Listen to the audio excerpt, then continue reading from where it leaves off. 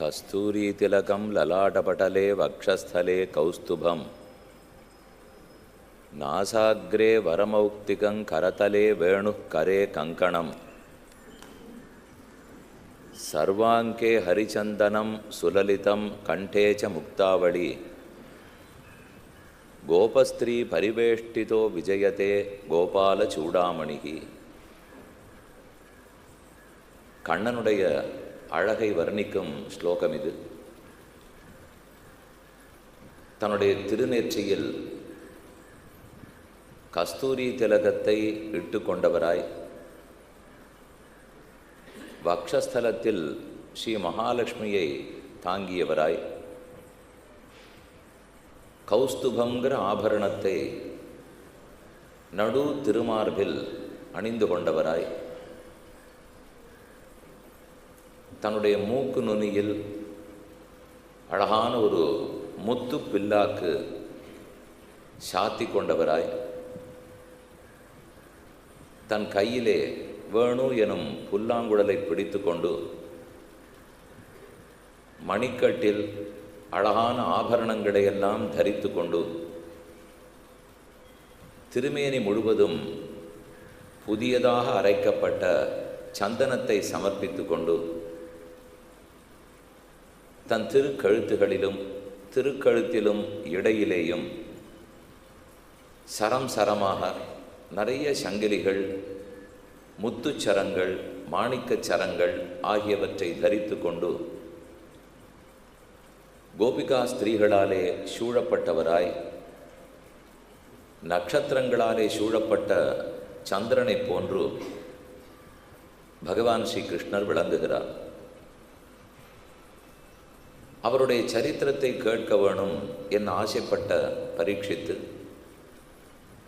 சுகாச்சாரியரிடத்தே எனக்கு இருப்பது இன்னும் 7 நாட்கள் தான், அதற்குள் நான் அறியாத அர்த்தங்களையெல்லாம் அறிவிக்க வேணும் என்று பிரார்த்தித்தான். சுகர் சந்தோஷித்து, உனக்கு சொல்ல போறதுனாலே லோகத்துக்கே நன்மை ஏற்படும், உன் ஒருத்தனை வியாஜமாக கொண்டு இந்த ஜகத்தே வாழப்போகிறது கேள் என்று அமர்த்தி கதை சொல்ல ஆரம்பித்தார்.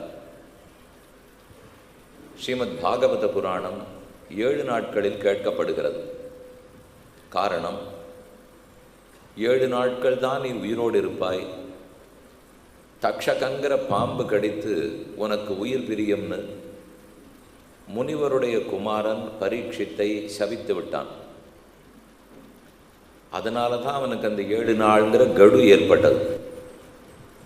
ஆனால் இதில் ஆச்சரியம், 7 நாள் கழித்து உயிர் பிரிகிறதே என்ற கவலையே இல்லாமல் ஆகாயத்தை நோக்கி பரீட்சித்து புறப்படுகிறான். ஆனால் தொடக்கத்தில் அவனுக்கு கவலை இருந்தது. 7 நாள் கேட்ட பிற்பாடு தேகம் வேறு, ஆத்மா வேறு, ஆத்மா ஒரு நாளும் அழியாது, இவ்வாத்மா பரமாத்மாவை அடைகிறான், திரும்ப வருவதே இல்லை. இந்த உயர்ந்த அர்த்தங்களை எல்லாம் பரீட்சித்து புரிந்து கொண்டான். அதனாலே நமக்கு பெரியோர்களிடத்தில் உபதேசத்தை கேட்பதற்கு முன் கவலையோ பயமோ சோகமோ இருக்கும். ஆனால் சதுபதேசத்தை பெற்ற பிற்பாடு அந்த பயமத்தனையும் தொலையும், நாம் யாரோ யாரோங்கிற கவலை தீர்ந்து போகும். இந்த 7 நாட்களில் எந்தெந்த கட்டத்தை சுகாச்சாரியர் உபதேசித்தார்? இதுவரை முதல் நாள், இதுவரை 2ஆம் நாள், இதுவரை 3ஆம் நாள் என்கிற கணக்கு சொல்லப்படுகிறது. அதன்படிக்கு பார்த்தால் ஒரு ஸ்லோகத்தை கொண்டே இந்த 7 நாட்களில் கேட்கிறதையும் தெரிந்து கொள்ளலாம். பார்ப்போம். மனு கர்தம சம்வாத பர்யந்தம் பிரதமேஹனி. மனு கர்தம பிரஜாபதி இவர்கள் இருவரும் பேசிக்கொண்ட அளவுக்கு முதல் நாள் கேட்க வேண்டும். எது என்னென்னு பார்ப்போம். முதல்ல ஸ்லோகத்தை கேட்டுப்போம். அடுத்து 2வது பரத ஆக்கியான பர்யந்தம் த்விதீயேஹனி வாச்சயேது. ஜடபரதர் ஆதி ஜடபரதர்னு கேள்விப்பட்டிருப்பீர்கள். அந்த பரதருடைய சரித்திரம் நம்ம ஒத்தொத்தருக்கும் வேண்டிய சரித்திரம். அது தெரிந்தால்தான் கவலைகளும் துன்பங்களும் போகும். அப்போ அந்த சரித்திரம் வரைக்கும் 2ஆம் நாள் கேட்க வேண்டும். அப்போ முதல் நாள் 3வது அத்தியாயத்தில் 3வது ஸ்கந்தத்தில் 22வது அத்தியாயம் வரைக்கும் கேட்க வேண்டும். அப்புறம் 2வது நாள் 5வது ஸ்கந்தத்தில் 12வது அத்தியாயம் வரை கேட்க வேண்டும். 3ஆம் நாள் திருத்தீயே திவசே குர்யாது சப்தம ஸ்கந்த பூரணம், 7வது ஸ்கந்தத்தை முழுவதுமாக கேட்க வேண்டும். ஸ்ரீ நிருசிம்ம சரித்திரம், அஜாமிளனை பற்றின சரித்திரம், இதெல்லாம் 3ஆம் நாள் சரித்திரத்தில் கேட்க வேண்டும்.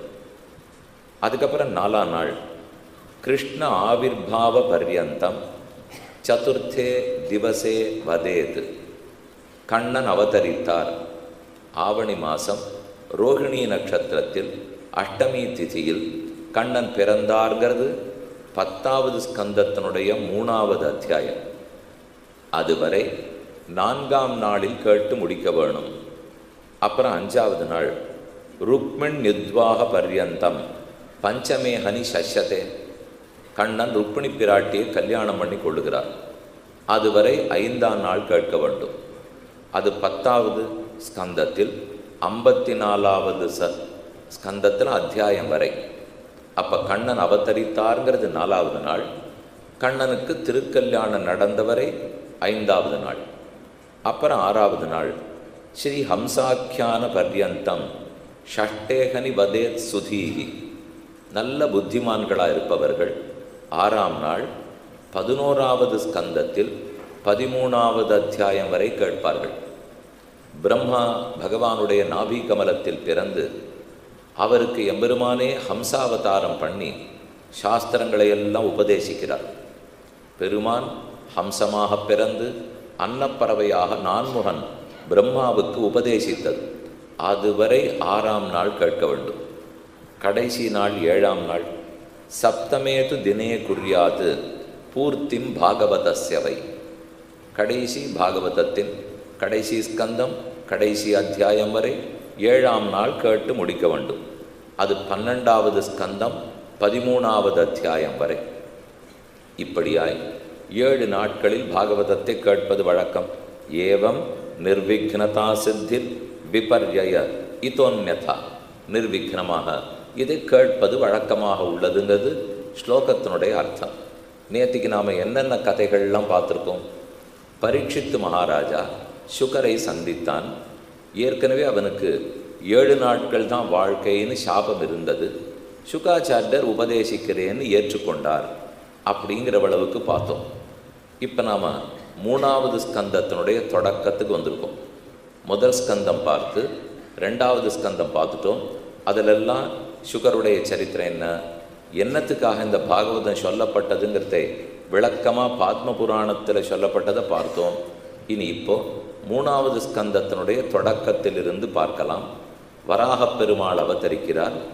அடுத்து மனு கர்தம சம்வாதம், இந்த 2 ரொம்ப முக்கியமான சரித்திரங்கள். விதுரரும் உத்தவரும் சந்தித்து கொள்கிறார்கள். அப்போ தான் இந்த பேச்சு வருகிறது.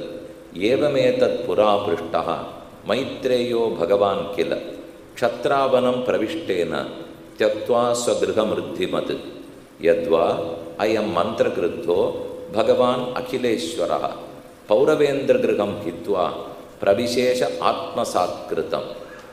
சுகாச்சாரியர் பரீட்சித்துக்கு உபதேசம் பண்ணுறதுக்கு ஆரம்பிக்கிறார். ஒருத்தருக்கொத்தர் பேசிக்கொள்கிறார்கள். நிறைய கேள்வி பதில். நமக்கு ஒரு விஷயம் தெரிஞ்சுக்கணும்னால் முதல்ல கேட்டுக்கிறோம். கேட்டுன்றதில் நிச்சயமாக சந்தேகம் வரும். வந்தால் சந்தேகத்தை தெளிவுபடுத்திக்கணும். சந்தேகத்தோடையே வாழ்ந்தால் ஒன்றும் அதில் நம்பிக்கையே இல்லாத போயிடும், இல்லை தப்பாக புரிஞ்சுட்டு தப்பாக பண்ண ஆரம்பிச்சிடுவோம். அதனால் இது 2ம் கூடாது. சந்தேகம் ஏற்பட்டால் தெளிவித்து கொள்ளணும். அதை 1 தரம் 4 தரம் 40 தரம் எவ்வளவு சந்தேகம் வந்ததுனாலும் தெளிவுபடுத்த வேண்டும். இது ஆங்கில படிப்பை போல் அல்ல. பரீட்சை எழுத போகிறச்சேவே ஏதோ கொஞ்சம் தெரிஞ்சிருந்தால் 35 40 45ன்னு வாங்கலாம். அதுக்கு தகுந்த ஒரு வேலை கிடைக்கும். இருக்கிற வேலையில் ஏதோ காலத்தை தள்ளிக்கலாம். இது அந்த மாதிரி இல்லையே. நான் ஏன் பிறந்தேங்கிறதுலேருந்து நித்தியப்படி கேள்வி நம்மளை சுற்றி சுற்றி துன்பம் கொடுக்கும். எதற்காக பகவான் படைத்தார், நான் வாழ்வது சரியா இல்லையா, இந்த எல்லா கேள்விகளுக்கும் பதில் தெரியாட்டால் தப்பாகவே சென்று கொண்டிருக்கும். அதனால தான் பரீட்சித்து கேட்டது நல்லதாக போச்சு. ச ஏவ ரிஷிவர்யோயம் பிருஷ்டோ ராஜ்ஞோ பரீட்சதா. நேற்றுக்கு நாம் கடைசியாக பார்த்த சரித்திரம், முதலில் பரீட்சித் மகாராஜா சுகாச்சாரியரிடத்தை கேட்டு அவரிடத்தில் உபதேசம் பெறப்போகிறான்கிற அளவுக்கு பார்த்துட்டோம். இனி அடுத்து 24 அவதாரங்களுடைய சரித்திரத்தை பற்றியும் விண்ணப்பம் செய்தேன். 2 இடத்தில் பாகவத புராணத்தில் இந்த சரித்திரங்கள் எல்லாம் வரும். அதில் இப்போது நேத்திக்கு ஒரு 24 அவதாரங்களை பற்றி பார்த்தோம். இனி சுகாச்சாரியர் பரீட்சித்துக்கு ஒரு விஷயம் சொல்கிறார். அதை மட்டும் 2வது ஸ்கந்தத்திலேருந்து சொல்லிட்டு அப்புறம் 3வது ஸ்கந்த விஷயம் என்னன்னு சொல்கிறேன். நித்ரையா ஹிரியத்தைய நக்தம் வியவாயேனச்ச வயா திவாச்ச அர்த்த ஈஹயா ராஜன் குடும்ப பரணேனவா தஸ்மாத் பாரத சர்வாத்மா பகவான் ஈஸ்வரோ ஹரிஹி ஸ்ரோதவ்யா கீர்த்திதவ்யஸ்ச ஸ்மர்த்தவ்யஸ்ச இச்சதா பயம். உலகத்தில் நாம் ஒரு வாழ்க்கை வாழ்ந்துட்டுருக்கோம். இதுலேருந்து இன்னும் உயர்ந்த வாழ்க்கை வாழணும்னு யாருக்கும் ஆசை இருக்கும். அப்படின்னாலே நம்மளை உயர்த்திண்டா தான் நடக்கும். ஒரு இடத்துல வேலைக்கு போகிறோம், இன்னும் நன்னா பண்ணியானா நிறையா சம்பளம், இன்னும் நிறையா பண்ணியானா பதவி உயர்வு. அதுபோல் நாம் இப்போ என்ன வாழ்ந்துட்டு இருக்கோமோ இதிலிருந்து இன்னும் மேலே போகணும்னால் அப்போ இதை விட நல்லவனானா தானே முடியும், இதை விட நல்ல செயல்களில் ஏற்பட்டால் தானே முடியும். அதை பண்ண ஒட்டாமல் சம்சாரத்தில் எதிர்ப்புகள் இருக்கும். அதை தாண்டித்தான் ஒருத்தன் சாதித்தாக வேண்டும். நம்ம பல நாட்களை வீணாக கூட போயிருக்கலாம். இவ்வளவு நேரம் இன்னதுதான் செய்தோம், கணக்கே தெரியாது. 24 மணி நேரம் உள்ளது, அது எல்லாத்தையும் ஒழுங்காக செலவழிச்சோமான்னு பார்த்தா தெரியாது. சுக்கர் சொல்லி கொடுக்கறது 7 நாள் கணக்கு பண்ணுறிய பரீட்சித்து 7 நாட்களுக்குள்ள வீணாக்காமல் இருந்தால் எல்லா நேரத்தையும் நன்னா செலவழிக்கலாம். ஆனால் வீணாக்க தொடங்கிட்டோம்னால் 700 நாள் இருந்தாலும் அது பிரயோஜனப்படாது. மேலும் சொல்கிறார், கட்வாங்கோ நாம ராஜரிஷிகி ஞாத்வேயத்தா மிகாயுஷா முகூர்த்தாத் சர்வம் உத்ஸ்ரிஜ்ய கதவான் அபயம் ஹரிம். கட்வாங்கன்னு ஒரு ராஜா, ராமனுக்கு முன்னாடி அவர் வம்சத்திலே இருந்தவர். சூரிய குலத்தில் ராமன் அவதரித்தார். இக்ஷ்வாக்கு வம்சம்னு சொல்கிறோம், அதில் பிறந்தவர் கட்வாங்க. தேவர்களுக்கும் அசுரர்களுக்கும் சண்டை வந்தது. அதில் தேவர்களுக்கு அவர் உதவினார், ஜெயிச்சு கொடுத்துட்டார். அப்போ இந்திரன் உனக்கு என்ன வரம் வேணுமோ கேளுன்னா. அப்போ அவன் வேணும்னு ஒரு கேள்வி கேட்டான், என்னுடைய கடைசி நாள் எப்போ, நான் எதுவரை உயிர் வாழ்வேன்? ஓ, இந்த கேள்வி கேட்கவே கூடாதே, தேவ ரகசியம் நாங்கள் சொல்லக்கூடாது. சரி, நீ கேட்டுட்டே நான் சொல்கிறேன். இன்னும் நீ ஒரு முகூர்த்தம் தான் உயிரோடு இருக்க போகிறேன், அவ்வளவுதான் உனக்கு ஆயுள். ஒரு நாழிகைங்கிறது 24 நிமிஷம், ஒரு முகூர்த்தங்கிறது 48 நிமிஷம். அவ்வளவுதான் நீ உயிரோடு இருக்க போகிறேன்னால் அவன் கலங்கவே இல்லையே. கிடுகிடுன்னு கீழே இறங்கி வந்தான். கொடுக்க வேண்டிய சொத்து பத்து யார் யார் கொடுக்கணுமோ எல்லாத்தையும் எழுதி வச்சான். அரசியலங்குமரலுக்கு பட்டம் கட்டி வைத்தான். அப்படியே அமர்ந்து தியானிச்சுட்டு பெருமானுடைய திருவடிகளை அடைஞ்சுட்டான். அப்போ ஒருத்தன் ஒரு முகூர்த்தத்தில் இத்தனை செய்ய முடியும்னால் பரீட்சித்து கவலைப்படாதே, உனக்கு 7 நாள் இருக்கு. அதனால் இதற்குள்ளே நிறையா சாதிக்கலாம். மனோயச்சேத் ஜிதஸ்வாசா மனோயச்சேத் ஜிதஸ்வாசோ பிரம்மபீஜம் அவிஸ்மரன் நியச்சேத் விஷயேபியோ அக்ஷான் மனசா புத்தி சாரதி தத்ர ஏகாவயவம் தியாயேத் யுச்சின்னேன சேதசா. நம்ம உயர்த்திக்கணும்னு சொன்னீரே, அது எப்படி சாத்தியம்? நம்ம நாமே உயர்த்தி கொள்வதற்கு வழி உயர்ந்தவனை தியானிப்பது தான் வழி. எதை நினைக்க நினைக்க நம்ம உயர்த்தி கொள்வோம்.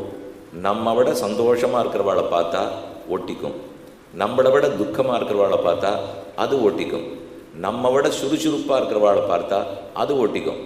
ஒருத்தர் இந்த கோட்டியில் ஒரு கொட்டாவி இப்போ விடட்டும், விட்டால் பார்த்து பார்த்து பார்த்து பார்த்து மொத்த பேரும் கொட்டாவி விட மாட்டோமா? ஒருத்தர் தும்மினால் வேணும்னு பிடிச்சிக்கும். அதுக்குன்னு இதெல்லாம் இப்போ ஒன்றும் பெருசாக தொத்து வியாதியான்னு கேட்க வேண்டாம். ஆனால் அப்படித்தான் இருக்குதுன்னு தோன்றும். அதனாலே நம்ம விட யார் உயர்ந்தவரோ, அதனாலே நம்முடைய வாழ்க்கையில் பல நாட்கள் வாழ்க்களாகி நாட்கள் செல்லன்னு ஆழ்வார் சாதித்தபடிக்கு அப்படி நாட்கள்லாம் ஓடிண்டே இருக்குமே தவிர நிதானப்பட்டு பிரயோஜனவத்தான் நாட்களை உபயோகப்படுத்தணும்னா படுத்தலாம். அப்படி இல்லைன்னால் வீணாகத்தான் போகும். இந்த நிதானம் உங்ககிட்ட வரணுங்கிறத சொல்ல பார்க்கிறார். அப்போ ரொம்ப உயர்ந்தவர்களை குறித்து தியானித்தால் நம்ம உயர்த்திக்க போகிறோம். பகவானோ உத்தம ஸ்லோகன், எண்ணிறந்த கல்யாண குணங்கள் படைத்தவர். அந்த குணத்தை நினைக்க நினைக்க நாமும் நம்ம குணத்தை வசத்திக்க போகிறோம். ஒரு வெளுப்பான வெளிச்சம் அடிச்சிருந்தால் இந்த இடம் முழுக்க வெளுப்பாக தெரியும். ஒரு மஞ்சள் காகிதத்தை வச்சுட்டு வெளிச்சம் அடித்தால் இந்த இடமெல்லாம் மஞ்சளாக தெரியும். பச்சை காகிதத்தை வச்சு அடித்தா பச்சையாக தெரிய போகிறது. பகவானோ அத்தனை குணங்கள் நிறைந்தவர். அவருடைய திருமேனியை தியானிக்க தியானிக்க அந்த குணங்கள்ங்கிற வெளிச்சம் நம்ம பேரில் அடிக்க ஆரம்பிக்கிறது. அப்போ நம்ம தாழ்ந்த குணங்கள்லாம் மாறி நம்ம குணங்களும் உயர்ந்து உயர்ந்து மேலே போகிறதுக்கு ஆரம்பிக்கிறோம். அதனால் உனக்கு தியானம் எப்படி பண்ணுறதுன்னு சொல்லித்தரேன். யதா சந்தாரியத்தே பிரம்மன் தாரணாயத்திர சம்மதா யாதிருஷீவா ஹரேதாசு புருஷஸ்ய மனோமலம். எப்படி தாரணை, சமாதி, தியானம் அமர்ந்து செய்ய வேண்டிய முறையை முதல்ல சுகர் சொல்லித்தரார். பரீட்சித்து பண்ணுறதுக்கு ஆரம்பிச்சுட்டான். கொஞ்ச நாள் பண்ணி பார்த்தான், ஒன்றுமே ஓடலை. அவனால் தியானிக்க முடியல. எங்கே பார்த்தாலும் எதேதோ எண்ணங்கள்லாம் வருகின்றன. ஒரு இடத்துல நிலைப்படுத்துறதுக்கே முடியல. என்ன அப்படி தப்பாக படுத்து? அவர் சொல்லிக் கொடுத்த முறை அப்படி ஆகிவிட்டது. நம்மெல்லாம் எதை தியானிக்கணும்னு நினைப்போம். ரொம்ப தாழ்ந்த பொருள்களை நினைனாலும் ஓடாது. நம்மளால் அது ரொம்ப நேரம் நினைக்க முடியாது. இப்போ ஒன்றும் இல்லை, இந்த ஒரு பெரிக்கு ரொம்ப வசதி தான். இது இல்லைன்னா இப்போ நான் பேசுகிறது யாருக்கும் காதில் விடாது. ஆனால் இதை ஒரு 2 மணி நாள் தியானம் பண்ணுன்னா பண்ண முடியுமா? யாரும் இதை பற்றிலாம் நினைக்க முடியாது. அதுக்குள்ளே எத்தனையோ எண்ணங்கள் வந்துடும். ரொம்ப சாதாரண விஷயத்தையும் தியானிக்க முடியாது. அதே இந்த பிரபஞ்சம் முழுக்க எத்தனை கோடி நட்சத்திரங்கள் இருக்குது, எத்தனை அண்டங்கள் சுழந்து கொண்டிருக்கின்றன, கிரகங்கள் உள்ளன, அதத்தனையும் உட்கார்ந்து தியானிப்பாயினால் மனசுக்கே எட்டாது. ரொம்ப உயரத்தில் இருக்கிறதையும் என்னால் பிடிக்க முடியாது. ரொம்ப தாழ்ந்ததாக கையில் இருக்கிறதையும் தியானித்து பிரயோஜனமே இல்லை. அப்போ இந்த ரெண்டுத்துக்கு நடுவில் ஒன்று வேணும். நான் என் மனசால் பிடிக்க முடியணும், அதே சமயம் அது வசத்தியாகவும் இருக்கணும். இப்போ இந்த நாற்காலி என் மனசால் பிடிக்கலாம், உயர்ந்ததில்லை. இந்த கண்ணாடி எத்தனை நாள் வேணால் தியானிக்கலாம், உயர்ந்ததில்லை. அண்டகட்டாக ரொம்ப உயர்ந்தது, தியானிக்க முடியாது, மனசால் பிடிக்க முடியாது. அதனால தான் பரீட்சித்து என்ன பண்ணுறதுன்னே தெரியாத சிரமப்பட்டான். சுகாச்சாரியர் 2 விதமான தியானத்தை உபதேசிக்கிறார். முதல்ல சொன்னது, பிரம்மம் ரொம்ப பெரியது, இந்த ஜகத்து முழுக்க பிரம்மத்துக்கு திருமேனி, 14 லோகத்தையும் பெருமானுடைய திருமேனியிலேயே வச்சு தியானம் பண்ணிக்கோ என்று சொல்லிட்டார். அவன் அந்த முயற்சி பண்ணி பார்த்தான். 14 லோகங்கள் எல்லாம் பிடிக்கிற அளவுக்கா நமக்கு மனசில் சக்தி? அதனால் ஒன்றுமே பண்ண முடியாத விட்டுட்டான். சுகரே, நீர் சொன்னத்தை நான் முயற்சி பண்ணி பார்த்தேன், என்னால் ஆகலை, வேறு வழி இருக்குமானால் ரொம்ப சுலபமான வழி சொல்கிறேன். உனக்கு எந்த பெருமாளை நீ போய் சேவிச்சிருக்கியோ, அது கும்பகோணமாக இருக்கட்டும், ஹரித்வாரமாக இருக்கட்டும், ஸ்ரீரங்கமாக இருக்கட்டும், திருப்பதியாக இருக்கட்டும், ஏதோ ஒரு விக்கிரக ரூபத்தில் பெருமானை சேவிச்சிருக்கோம். அவர் அப்படியே மனசால் நினச்சிக்கோ. எவ்வளவு நேரம் அந்த அழகை தியானிக்க முடியுமோ செய். இதை உட்கார்ந்து பண்ணி பார்க்க ஆரம்பித்தா மனசு நல்லா ஈடுபட்டது.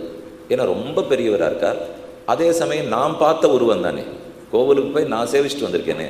அப்போ அந்த விராட் ஸ்வரூபம்னு சொல்லுவார்கள். பிரம்மாண்டத்தை முழுக்க தன்னுடைய திருமேலில் வச்சுருக்கிற அந்த அழகு விராட் ஸ்வரூபம். அதற்கு எத்தனை பெருமை இருக்குமோ அத்தனை பெருமையும் நம்ம பக்கத்து கோவிலில் இருக்கிற பெருமாள் திருமேனிக்கு உண்டு. அவர் ரொம்ப சின்ன திருமேனியோடு இருக்கிறவர் தான், ஆனால் அத்தனை பெரிய அவரிடத்தில் இருக்குது. அதே சமயம் அவர் 3 அடி தானே, 4 அடி தானே. அப்போ நான் என் புத்தியால் பிடிக்கிறதுக்கு ஒன்றும் சமப்பட வேண்டாம், பிடிக்கிறதுக்கு சுலபமாக இருக்கார். ஆனால் அந்த பிடிக்க முடியாத தத்துவத்தினுடைய அனைத்து பெருமைகளும் பெற்றவராக இருக்கிறார். பிடிக்கவே முடியாத அந்த அண்டம் பிரபஞ்சத்தினுடைய பெருமையத்தனை அவர்கிட்ட இருக்குது. அதே சமயம் பிடிக்க முடியறாப்புல சின்ன வடிவத்தோடையும் இருக்கிறார். அதனால் இந்த 2 சேர்ந்து இருக்கிறது பெருமானுடைய திவ்ய மங்கள விக்கிரகம்னு சொல்லுவார்கள். திவ்ய மங்கள விக்கிரகம்னால் அழகான திருமேனி, 3 அடி 4 அடி, மிஞ்சி போனால் பெரிய பெரிய பெருமாளாக இருந்தால் கூட எங்கே இருப்பார்?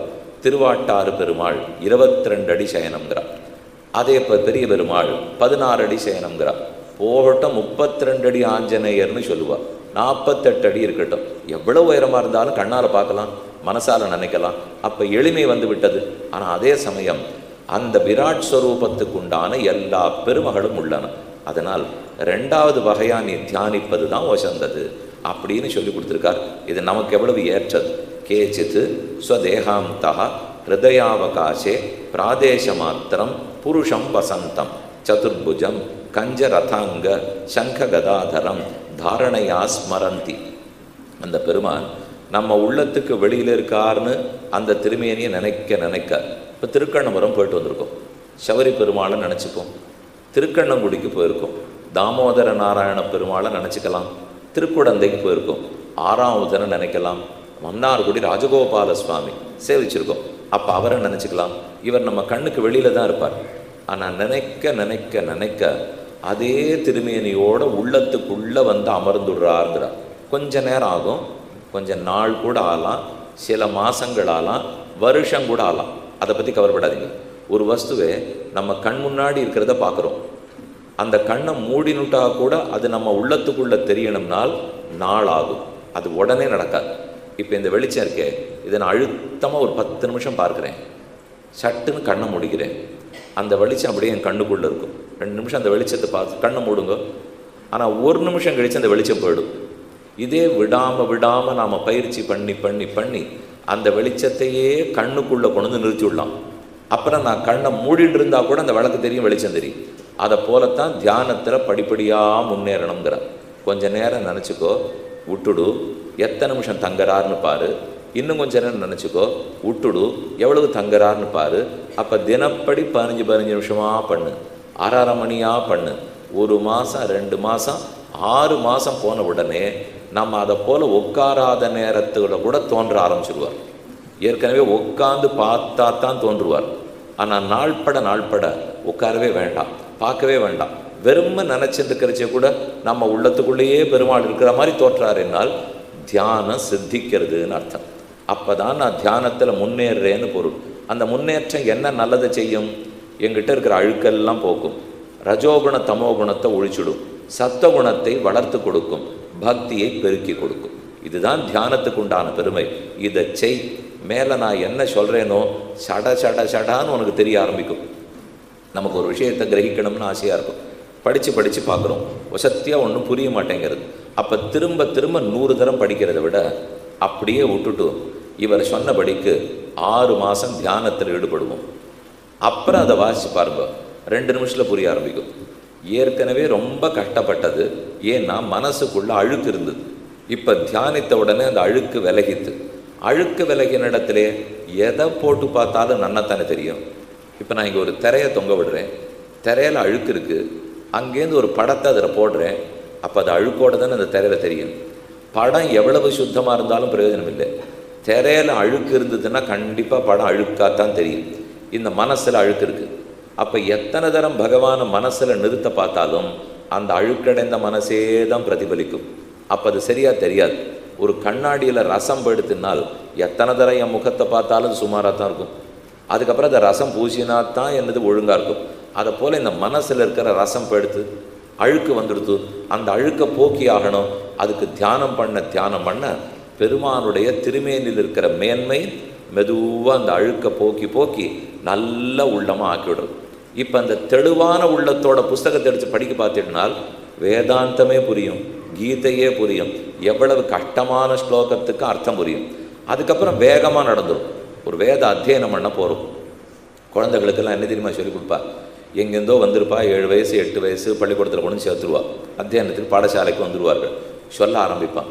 இத்தனை நாள் பழகி இருக்காது, சொன்னால் வராது, ஸ்வரம் தப்பும், நிலவனை நிற்காது, உச்சரிப்பு ஒழுங்காக வராது, கஷ்டப்படுவாள். முதல் 1 வருஷம் கஷ்டத்துக்கு வாத்தியார் சொல்லுவார், வேண்டாம் சந்தையே கிடையாதுன்னு விடுவார். ஓ என்ன பாடசாலையிலேருந்து அனுப்பிச்சிட போகிறாளான்னு குழந்தை பயப்படும். ஒன்றும் வேண்டாம், தினப்படி 3 வேளை 108 காயத்ரி பண்ணு, உட்காரு, சமிதாதானத்தை ஒழுங்காக பண்ணு, வாரத்துக்கு 1 நாளாவது 1000 காயத்ரி பண்ணு என்று சொல்லிடுவாள். அந்த பிள்ளைக்கு தவிக்கும். சந்தை நின்று போச்சே, நம்ம பாட்டுக்கு 1000 காயத்ரி பண்ணிட்டு இருக்கோமே, சந்தை சொல்ல மாட்டேங்கிறாளே, மனப்பாடம் நிற்கிறதே, மற்ற பிள்ளைகளுக்கு பாடம் நடக்கிறதேன்னு பயப்படுவா. ஆனால் 6 மாதம் இதே போல் போன உடனே அந்த பிள்ளைகளை விட வேகமாக சொல்ல ஆரம்பிச்சுவோம். அது எப்படி? இத்தனை நாள் ரொம்ப தடுமாறினான். என்னால் உள்ளத்தில் இருக்கிற அழுக்கு பழக்கம் இல்லாமல் அந்த தடுமாற்றத்தை கொடுக்கும். காயத்ரியை சொல்லி சொல்லி சொல்லி பகவானை தியானிக்க அந்த அழுக்கு படுத்து போன பிற்பாடு இப்போ சொல்ல ஆரம்பித்தால் ரொம்ப வேகமாக நடந்துப்படும். அப்படித்தான் அந்த நாளில் இருக்கிறவாள்லாம் சாதிச்சிருக்கா. இன்றைக்கி நாம் நேர படித்து புத்திசாலித்தனத்தோடு புரிஞ்சுக்கணும் என்று நினைக்கிறோமே தவிர அதிருஷ்டமான பகவானுடைய அனுகிரகங்கிறத பெற மறந்து போய்ட்டோம். கண்ணுக்கு தெரியாதது பகவத் அனுகிரகம், அதை பெறுவதற்கு வழி இருக்குது. அதை பெற்றுட்டால் இதே கிரந்தத்தை 7 நிமிஷத்தில் கூட நீங்கள் படிக்கலாம். 70 நிமிஷத்தில் கூட படிக்கலாம். இப்போ 7 நாளானாலும் சுமாராக புரியறது என்னால் அழுக்கு இருக்கு. அந்த அழுக்க போக்குறதுக்கு தியானம்தான் வழி. அதைத்தான் பெருமானுடைய திருமேனியை தியானம் பண்ணுன்னு சொல்கிறார். ஸ்ரீலக்ஷ்மணம் கௌஸ்துப ரத்ன கந்தரம் அம்லான லக்ஷ்மியா வனமாலயாச்சிதம் விபூஷிதம் மேகலையாங்குளியகை மகாதனை நூபுர கங்கணாதிபிகி. திருமுடியிலேருந்து திருவடி வரை எத்தனை திருவாபரணங்கள் சாத்தி கொண்டிருப்பாரோ அது அத்தனையோடு சேர்ந்த பகவானை தியானம் பண்ணு. இந்த தியானத்துக்கு பெரிய கஷ்டமெல்லாம் பட தேவையில்லை. நாம் பார்த்துருக்கிற தியானம் அஷ்டாங்க யோகம்னு கேள்விப்பட்டிருக்கீங்களே. பதஞ்சலி யோக சூத்திரம் சொல்லி கொடுத்துருக்கார். யமம் நியமம் ஆசனம் பிரத்யாகாரம் தாரணா தியானம் சமாதி. அந்த கஷ்டம்லாம் இவர் சொல்லவே இல்லை. வெறும நம்ம பெருமாள் உள்ளுக்கு வாசலில் உள்ளே உட்காண்டோ கைகாலம் அடித்து கொண்டு அப்படியே தியானித்தா போதும். இதில் பெரிய புலன்களை எல்லாம் அடக்கிறது பெரிய கட்டமெல்லாம் இவர் சொல்லவே இல்லை. நமக்கு கலியுகத்துக்கேற்ற தியானத்தை சொல்லிட்டு இருக்கார். அவர் கிருத்தயுகத்தினுடைய தியானத்தை சொல்லலை. சொல்லியிருந்தா கிட்ட கூட போக முடியாது. இதை நம்மாழ்வார் சொல்லும்போது நினைமின் நெடியானைன்னு பாடுகிறார். சித்த வேண்டா சிந்திப்பே அமையும் மற்றொன்னில்லை சுருங்க சொன்னோம் மாநிலத்தெவ்வு இருக்கும் சிற்ற வேண்டா சிந்திப்பே அமையும். நீங்கள் எங்கெங்கோ தின்னா பித்தந்தெளியும்னு தேட வேண்டாம். எளிதான வழியை உங்களுக்கு சொல்கிறேன். தினப்படி 1/4 மணி 1/2 மணி ஒதுக்குங்க. அமர்ந்து பகவானை தியானம் பண்ணுங்க. அவர் திருமேனி முழுக்க சத்வகுணம் சத்வகுணம் சத்வகுணம். நம்மளது 3 குணம் சேர்ந்துருக்கு, சத்தம் ரஜஸ் தமசு. அதனால குழம்புறோம். அவர் திருமேனி சத்தகுணம் மட்டும் இருக்குது. அதை நினைக்க அதை ஒட்டிக்க ஆரம்பிக்கிறது. நம்ம ரஜோகுணம் தமோகுணம் தொலைய ஆரம்பிக்கிறது. வாழ்க்கை எளிதாயிடுறது. எதை புரிஞ்சுக்கிறதும் சௌகரியமாயிடுறது. இப்படி தெரிந்து கொள்ளாமல் எப்படியோ தவிச்சுருக்கமே. நாம் இருக்கிற வாழ்க்கையை பற்றி ஓங்கி ஒரு திட்டுறார், ஒரு விஷ வெயிறார். இப்படிலாம் பெரியோர்கள் வெயிலாமன்னால் சொல்லி பார்த்து கேட்கலன்னா ஒன்று வச்சா தானே கேட்பா. அடி உதவுகிறா போலே அண்ணன் தம்பி உதவாதுங்கிறோம். கோல் எடுத்தாத்தான் சுவாமி ஆடும். அப்படி மயிலேன்னா இறகு போடாது. அதை போல ஒரு வார்த்தை வேகமாக சொல்கிறார். பால கிரீடனை கீஹி கிரீடன் கிருஷ்ண கிரீடாம்பிய ஆததே வையாசிகச்ச பகவான் வாசுதேவ பராயணா உருகாய குணோதாராக சதாம் சுர்ஹி சமாகமே ஆயுர் ஹரதவை பும்சாம் உத்யன்னஸ்தஞ்ச என்னசவ். சௌனகர் சூத பௌராணிகர் இவா 2 பேரும் நைமிஷாரண்யத்தில் பேசிட்டு இருக்கான்னு நேற்றே பார்த்தோம். நைமிஷே நமிஷக்ஷேத்திரே நைமிஷாரண்யத்தில் சூத பௌராணிகர் அமர்ந்திருக்க சௌனகர் முதலான ரிஷிகள் கேட்கிறார். இப்போ சௌனகர் சுகாச்சாரியருடைய பெருமை சொல்கிறார். அவர் சின்ன வயசுலேருந்து வெளி உலக விஷயத்து தொடர்பே வச்சின்றதில்லை. பகவத் தியானத்திலேயே வளர்ந்து விட்டார். அப்படி இருக்கிறதுக்கு நாம் பழக வேண்டும். இல்லையே வெளி உலகத்தில் கலியுக தொடர்பு இருக்கேன்னால் கொஞ்சம் கொஞ்சமாக அதிலேருந்து இழுத்துக்க வேண்டியதுதான்.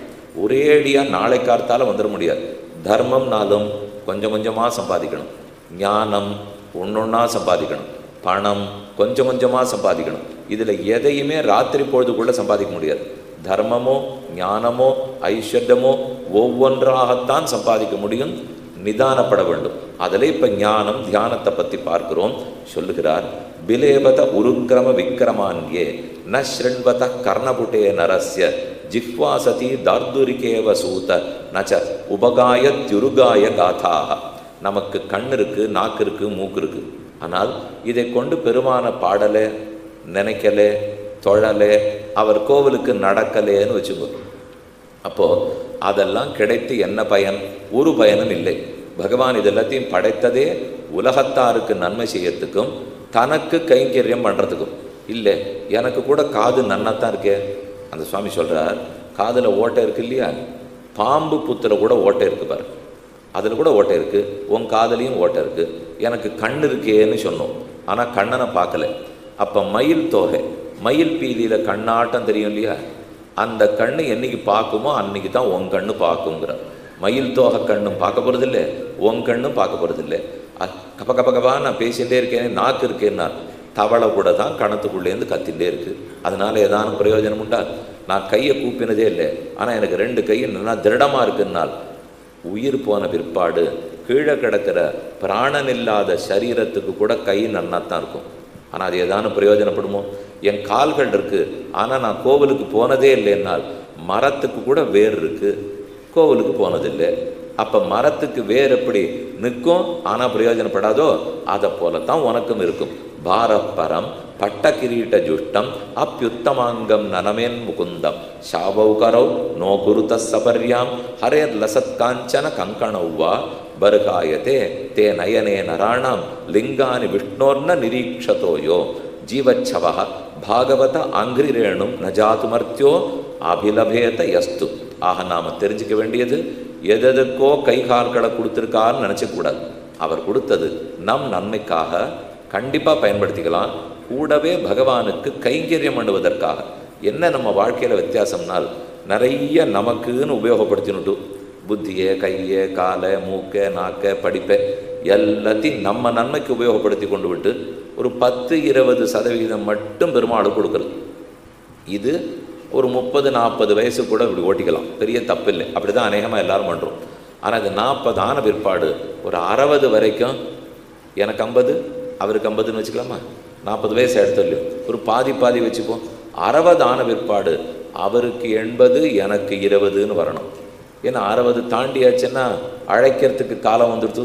இனிமேல் எத்தனை நாள் கொடுத்துருக்க போகிறாருன்னு தெரியாது. அப்போ இருக்கும் காலத்துக்குள்ளே உடம்பை ஒழுங்காக பயன்படுத்திக்கணும்.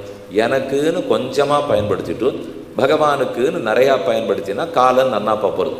ஆனால் அப்படி இல்லாமல் நாம் செய்வது, இப்பெல்லாம் 60 ஆயிடுத்துனால் பொண்ணு பிள்ளைக்கு பேரம்பேத்திகள் பிறந்து அதை பார்த்துக்கிறதுன்னு மீண்டும் ஒரு பெரிய பொறுப்பு வந்துவிட்டது. அதனால் பழையபடிக்கு 20-80 ஆயிடுத்து. பகவானுக்கு 80, நமக்கு 20 தான் இப்போ இருக்குது திரும்ப. ஆனால் நான் சொன்னது இப்போ நமக்கு 80, நமக்கு 20 வச்சுக்கணும், அவருக்கு 80 வச்சுக்கணும்னுட்டு. ஆனால் அப்படி நடக்க போகிறதில்லை. இப்போ இளம் வயசுலே நமக்கு 80 வச்சுன்னு அவருக்கு 20 கொடுத்தோமோ இல்லையோ, அது இப்போ திரும்பி வர்றது. திவ்யதேசங்கள்லாம் கைங்கரியம் வாங்கோன்னு கூப்பிடுவோம். அது இப்போ 50 ஆறுது. இன்னொரு 8 வருஷம் சுவாமி, 58 ஓய்வு பெற்ற உடனே பாரு, நீர் எங்கோ சொல்கிறீரோ வரோம்னுவா. நாங்களும் ஞாபகம் வச்சுருந்து அவர் என்னைக்கு ஓய்வு பெற போகிறாரோ கூட்டுருவோம், விடமாட்டோம். கூட்ட உடனே அவர் ஒரு 2 வருஷம் ஓய்வு எடுத்துட்டு வரேன், ரொம்ப உழைச்சிருக்கேன், சரி 60 ஆட்டம்னால் ஆளே கிடைக்க மாட்டார். எங்கே போயிட்டீர், 60க்கு வரேன் நீரேனால். சுவாமி என்னுடைய 28வது வயசு வாழ்க்கை இப்போ ஆரம்பிச்சிருக்கு. ஏன்னா பொண்ணு பிள்ளை பேரம்பேத்தி பிறந்திருக்கா, நீ தான் பார்த்துக்கணும்னு சொல்லிட்டா. அதனால் வேறு என்ன பண்ணுறதுன்னு தெரியல, 75க்கு பார்ப்போம்னு வரும். நான் திரும்ப சொல்லிடுறது, 75க்கு இருந்தால் பார்ப்போம். வெறும் பார்ப்போம்னு சொன்னால் போருமா, இழுக்கணுமே. அப்போ இதை அவசரப்பட்டு சொல்லிட்டோம்னால் 75 வரைக்கும் வச்சிருப்பாரா. இது மின்னின் நிலையில மண்ணுயிராக்காள். அதனால் காலத்தை வீணாக்காதே, பகவான் கொடுத்த சரீரத்தையும் உனக்குன்னு மட்டும் உபயோகப்படுத்தாதே, அவனுக்கு உபயோகப்படுத்துவாய்ன்னு சொன்னார். அடுத்தது ராஜாவும் சுகாச்சாரியரும் பேசுகிறார்கள். சமீச்சீனம் வச்சோ பிரம்மன் சர்வஜ்ஞஸ்ய தவானக தமோ விசீர்யதே மஹ்யம் ஹரே கதயதா கதாம் பூய ஏவ விவித்சாமி பகவான் ஆத்மமாயா யதேதம் சிருஜதே விஸ்வம் துர்விபாவ்யம் அதீஸ்வரைகி. பரீட்சித்துக்கு பெரிய சந்தேகம், பகவான் இந்த உலகத்தை எதுக்கு படைக்கிறார், எனக்கு என்னமோ பயனே இருக்கிறதா தெரியல.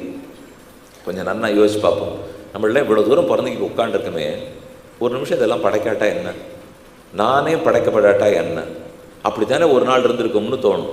அப்படி ஒரு நாள் இருந்த நாளே கிடையாது. கர்மங்கிறது அனாதியாக, சம்சாரம் அனாதியாக இருக்குது இல்லையா. அறிவியல் படி இத்தனை கோடி வருஷம் அத்தனை கோடி வருஷங்கிறாளே, அதெல்லாம் அது இல்லாதிருந்த நாளே கிடையாது. சம்சாரம் ஜகத்துங்கிறது நித்தியம், எப்பவும் மாறி மாறி படைக்கப்படும், மாறி மாறி அழிக்கப்படும். இப்படித்தான் பகவான் நடத்தின்னு வந்திருக்கார். அதில் நானோ நீங்களோ மொத்த ஜீவாத்மாக்களும் நித்தியம் என்னைக்கும் இருந்திருக்கோம், எத்தனை கோடி ஆண்டுகளும் இருந்திருக்கோம். ஆனால் வெவ்வேறு உடம்போடு இருந்திருக்கோம். ஒரே உடம்பு ஒரே பிறவியோடு இல்லை, வெவ்வேறு பிறவிகள் எடுத்திருக்கோம், வெவ்வேறு விதமான கர்மங்களை சம்பாதிச்சிருக்கோம். இதெல்லாம் எதுக்கு நிமிஷத்தில் யோசிச்சு பார்த்தா இது எல்லாத்தையுமே நிறுத்திவிட்டா என்ன, வேண்டவே வேண்டாமேன்னு தோணுமோ இல்லையோ. ஆரம்பித்தா தானே நிறுத்துறதுக்கு, ஆரம்பித்ததுங்கிறது இல்லை, நித்தியமாக பிரவாகமாக நடந்துகிட்டே இருக்குது. ஆனால் ஒன்றே ஒன்று செய்யலாம், மொத்த சம்சாரத்தை நிறுத்த முடியாது. வேணும்னா சம்சாரத்துலேருந்து நான் விடுதலை வாங்கிக்கலாம், அதுதான் நடக்குமே தவிர மொத்தத்தையுமே நிறுத்திட முடியுமா? ஒரு வண்டி போயிட்டே இருக்குது, வந்துட்டே இருக்குது. அப்படியே இப்போது சென்னையிலேருந்து கிளம்பணும், சேலத்துக்கு வந்து சேரணும், வண்டி ஏறிவிட்டேன். நான் நடுவில் ஒரு ஊரில் இறங்குறேன்னு வச்சுக்கோங்களேன், வேலூர் வந்தது, காட்பாடி இறங்கணும், இல்லை அதுக்கு அடுத்த ஊர் இறங்கணும்னா இந்த வண்டியை இத்தோடு நிறுத்திடணும்னு அது பண்ண முடியுமா? நான் எங்கே வேணுமோ ஏறிக்கலாம், நான் எங்கே வேணுமோ இறங்கிக்கலாம். வண்டி நித்தியம் போயிட்டே தான் இருக்கும், நித்தியம் வந்துட்டே தான் இருக்கும். அதை போல் இந்த சம்சாரங்கிறது படைக்கப்பட்டே கொண்டிருக்கும், அழிக்கப்பட்டே கொண்டிருக்கும். இதுக்கு நடுவில் எனக்கு எங்கே இறங்கி போகணுமோ போகலாம். எனக்கு இறங்கி போகணும்னு ஆசை வந்தால் பகவத் தியானத்தில் ஈடுபடலாம், சரணாகதி பண்ணலாம், மோட்சத்தை பெற்றுக்கொள்ளலாம், கர்மம் தொலையும், மோட்சத்துக்கு போடுவோம். சரி, நான் இறங்கி விட்டதுக்காக வண்டி நின்று படுமானால் அது நிற்காது. அது ஓடிண்டே இருக்கும், ஓடிண்டே இருக்கும், நித்தியம் ஓடிட்டு இருக்கும். இதை போலத்தான் இந்த சம்சாரம், ஞாபகம் வச்சுக்கும். அப்போ நம்ம வேணால் வெளியில் போகலாமே தவிர அது நிற்காத போகும். அப்படி நான் வெளியில் போகணும்னா என்ன செய்யணும், இதுதான் கேட்கணும்னு பரீட்சித்துக்கு ஆசை. மொத்தமாக கேள்வி கொட்டான், பகவான் இந்த உலகத்தை படைக்கிறாரே, என்ன லாபம் அவருக்கு, இதனால என்ன பயன்? அவரோ வைகுந்தத்தில் ஆனந்தமாக இருக்கார், இருக்க வேண்டியதானே. நானும் எங்கே இருந்தோன்னு தெரியாது, விட்டுட வேண்டியதானே. எனக்கு ஒரு பிறப்பை கொடுத்து அதுக்கு குடும்பம், அது இது, உற்றார் உறவினர், வேலை வாய்ப்பு, பணம், வீடு, வாழ்க்கையில் அந்தஸ்து, இது இத்தனையும் ஒரு நிமிஷம் யோசிச்சு பார்த்தா மொத்தமே வீணும், எதுவுமே பிரயோஜனம் இல்லையோ. இதெல்லாம் எதுக்கு இப்போ நாம் பண்ணிட்டு இருக்கோம்? வேறு இதை போல் நிறையா வேற பண்ணியிருக்காராமே. நான் போன ஜென்மத்தில் வேறொருத்தியாக இருந்தேன்னா மாடு ஆடாக கூட இருந்திருக்கலாமா, அதுக்கு முன் ஜென்மத்தில் வேற என்னவா இருந்தேனோ, யார் எனக்கு உறவுக்காரர்களோ தெரியாது. இங்கே உட்காண்டிருக்கிற இப்போ இவர்கள் தான் எனக்கு உறவா, இல்லை முன்னாடி யாரோ இருந்தாலோ தெரியாது. இது மொத்தமே வேண்டாமே என்று தோணலாம். அதுக்கு தான் இப்போ சுகர் பதில் சொல்ல போகிறார். ஓ பரீட்சித்து, அப்படி நினைக்காதே. பகவான் படைப்பது அனுகிரகத்தாலே படைக்கிறார்.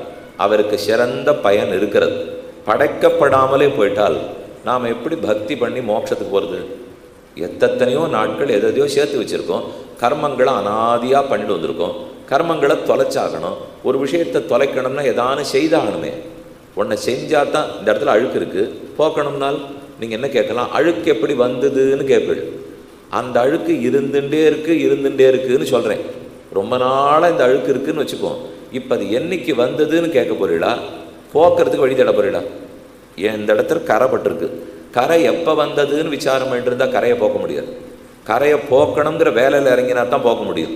இப்போ நாம் பிறந்திருக்கேனோ இல்லையோ, இதிலேருந்து எப்படி போக்கிக்கிறதுன்னு தான் கேட்க முடியும்.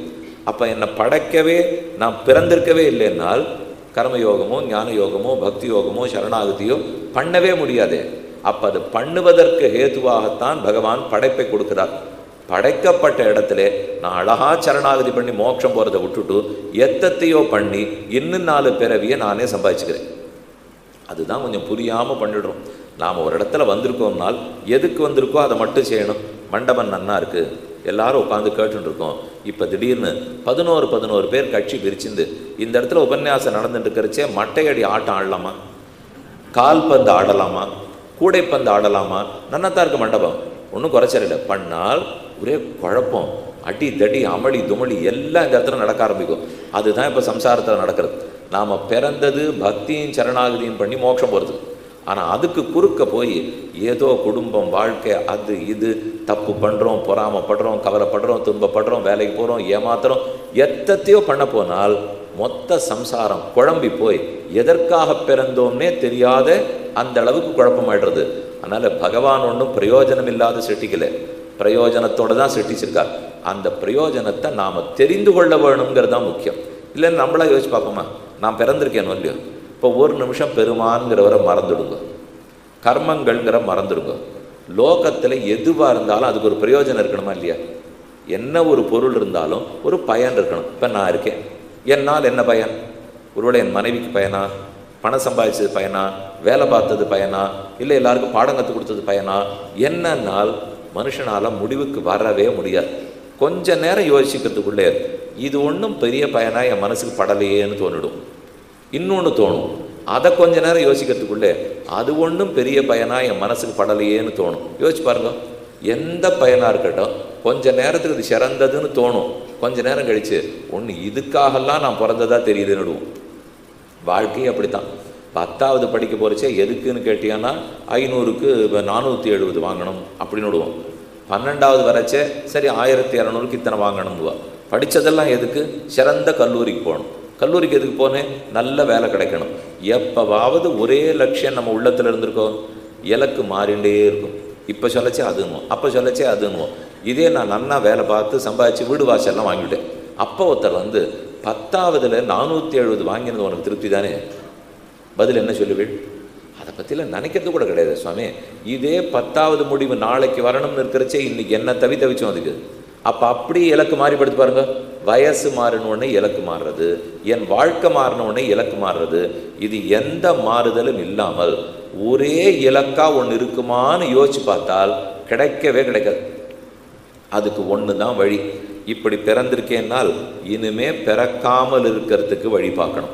அது ஒன்று தான் நம்மளால் சாதிக்க முடியும். அப்போ பிறக்கிறதுக்கு என்ன செஞ்சு வச்சுருக்கோம்? நிறைய கர்மங்கள். பிறக்காமல் இருக்கிறதுக்கு என்ன செய்யணும்? கர்மங்களை தொலைச்சாகணும். அந்த கர்மத்தை தொலைப்பதற்கு வழி இதோ தியானம் வழி, யோகம் வழி, ஆச்சரியமான சரணாகதி வழி. அதைத்தான் சுகாச்சாரியர் சொல்லி கொடுக்குறார். ஆகவே பரீட்சித்து சிருஷ்டி வேணும்லாம் நினச்சிக்காதே. சிருஷ்டி ரொம்ப உயர்ந்தது தான்.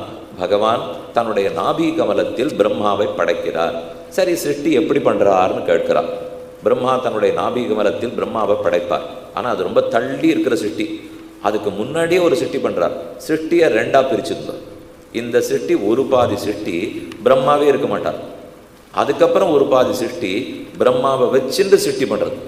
தானாக சிருஷ்டிக்கிறது ஒரு பாதி, பிரம்மாவை வைத்து கொண்டு சிருஷ்டிப்பது மறுபாதி.